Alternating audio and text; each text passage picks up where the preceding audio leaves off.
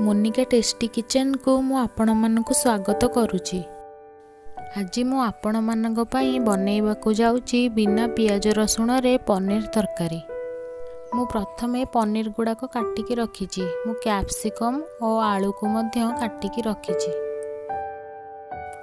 आमे किछि काजू को भल भाबरे छाणी दबा। तेल एबे हमर गरम हे गलानी। एबे हम सेथिरे पनीर गोटी गोटी करी पकेइबा। पनीर हमर गोटे साइड हे गला परे हमें आउ गोटे साइड की लौटेइबा।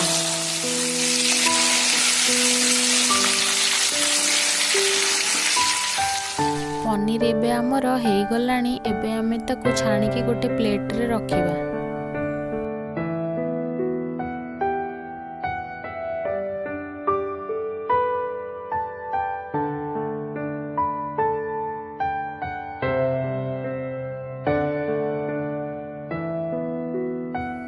आमे कैप्सिकम आउ आलू को मध्य छाणी की रखिबा।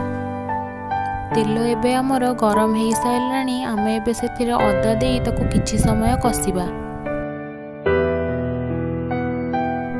आमे एबे सेथिरे जीरा पाउडर, धनिया पाउडर, काश्मीरी चिल्ली पाउडर आउ चिल्ली पाउडर देई ताको किछि समय कसिबा।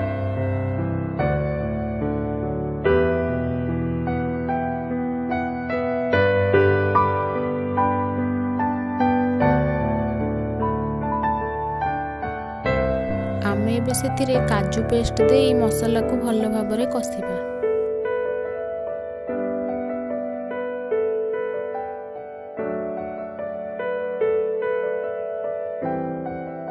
मसला हमर केते सुंदर देखा जाउची।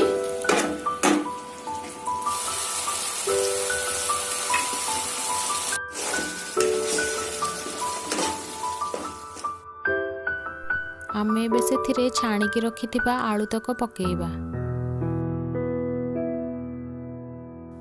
स्वाद अनुसार लूण दबा आउ ताको किछि समय कसिबा।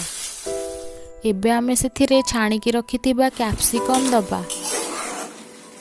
मसला भल भाबरे कसी हे गला परे आमे सेथिरे देसी घी दबा।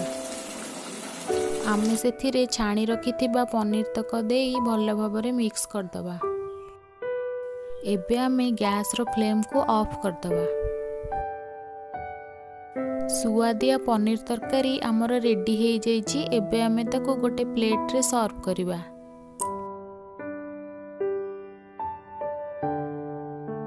मो रेसिपी आपण मानकु केमती लागिला मते कमेंट बॉक्स रे लिखिकी जणांतु। जदि मो वीडियोटी आपण मानकु भल लागिला तेबे मो चैनल को सब्सक्राइब करंतु, मो वीडियो को लाइक करंतु और अन्य मानकु शेयर मध्य करंतु।